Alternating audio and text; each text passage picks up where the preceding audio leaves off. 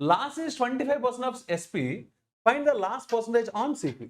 Okay, right. ఇక్కడ వాడు ఏమంటున్నాడు జాగ్రత్త అబ్జర్వ్ చేయండి అమ్మా. నష్టం అంట ఎస్పీలో 25%.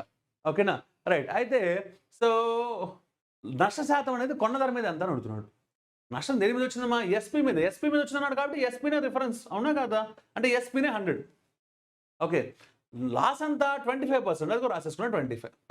ఇప్పుడు నీకేం కావాలి? లాస్ పర్సంటేజ్ ఆన్ సిపి కావాలి. అంటే లాస్ పర్సంటేజ్ అంటే loss by cost price into 100, అంటే నష్టము బై కొన్న ధర ఇంటూ 100. Okay, super.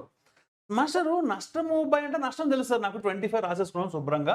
ఇప్పుడు ఆ కాస్ట్ ప్రైస్ ఒకటి చెప్పండి. మాకేం అలవాటు అంటే ఎస్పీ అక్కడ ఉంది కాబట్టి ఏ నెంబర్ కనబడితే ఆ నెంబర్ రాసి కొట్టేస్తాను సార్. ఓ జాంతానే ఏసీ 25 వచ్చింది, అక్కడ కనబడుద్ది, యాహూ అని టికెట్ అంటే ఎగిరిపోతావు. ఓకేనా మై డియర్ పర్సనల్స్? వచ్చి వెళ్తాను. ఇప్పుడు కాస్ట్ ప్రైస్ గురించి కనుక్కుందాం మనం. ఎందుకంటే 100 అనేది సెల్లింగ్ ప్రైస్, నాకు కావాల్సిన కాస్ట్ ప్రైస్. ఇప్పుడు నేను దీన్ని 75 రూపాయలకి సారీ 100 రూపాయలకి అమ్మేశా. 100 రూపాయలకి అమ్మితే నాకు 25 రూపాయలు నష్టం వచ్చింది. అంటే దాని అర్థం ఏంటి? నా కాస్ట్ ప్రైస్ ఇంకా ఎక్కువ, అవునా కాదా? దేనికన్నా? 100 కన్నా ఎక్కువ. 100 కన్నా ఎక్కువ. ఎంత ఎక్కువ అదేగా లాసు. ఎంత లాసు? 25. అంటే కాస్ట్ ప్రైస్ 25 ఎక్కువ. కరెక్టేనా కాదా? అంటే కాస్ట్ ప్రైస్ ఎంత? 125. అమ్మ ఇక్కడ 2 రకాల స్టూడెంట్స్ ఉంటారమ్మా. మొత్తం 3 రకాల స్టూడెంట్స్‌గా మనం సెగ్రిగేట్ చేసుకోవచ్చు. ఇందాక చెప్పాను చూసారా, 25 బై కనపడిన నెంబర్ 100 ఏసి, ఓకే 25% ఇంటూ 100 ఏసి 25% పెట్టే బ్యాచ్ ఒకటి ఉంటారమ్మా. ఇది రాంగ్ ఆన్సర్.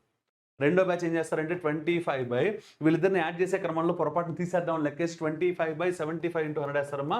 వాళ్ళకి వచ్చే ఆన్సర్ 25 1 25 3 కాబట్టి 33.33%. అది కూడా అక్కడ ఉంది చూడండి జాగ్రత్తగా. ఓకే, అది కూడా రాంగ్ ఆన్సరే. ఇక మనం చూసుకోవాల్సింది 25 బై 125 ఇంటూ 100 వేయాలి. 25 1s 25 5s. దయచేసి సార్ 5522 కొట్టేస్తాను సార్ అంటే గోపు గుయ్యమనుద్ది. ఓకేనా, అట్లాంటి పిచ్చి పిచ్చి పనులు చేయరాదు. ఓకేనా, 25 1s 25 5s. 100 బై 5 అంటే ఎంత? 20%. సో ఆన్సర్ ఎంతమ్మా? షీ కాదమ్మా, సి ఈజ్ ద ఆన్సర్. జాగ్రత్త చూడండి, మీకు 3 పాసిబిలిటీస్ ఉంటే 3 పాసిబిలిటీస్ ఆప్షన్స్ ఇచ్చాను నేను. ఓకే, అంటే ఎగ్జామినర్ ఒక ట్విస్ట్ ఒక క్వశ్చన్లో ఎలా అయితే ఇస్తాడో మీకు అదే ట్విస్ట్ ఇస్తాను ఇక్కడ. మీరు మన హ్యాండ్ అవుట్స్ కూడా అబ్జర్వ్ చేస్తే, ఓకే మన ఓల్డ్ స్టూడెంట్స్ని అడగండి. మన హ్యాండ్ అవుట్స్లో కూడా ఆప్షన్స్ ఎలా ఇస్తాను అంటే, సో వాళ్ళు ఏ తప్పైతే చేసే అవకాశం ఉందో అవన్నీ ఆప్షన్స్లో పెట్టేస్తాను. ఇన్ఫ్యాక్ట్ రెగ్యులర్గా ఏదైతే తప్పు చేస్తారో దాన్ని ఫస్ట్ ఆప్షన్లో పెడతా ఉంటాను.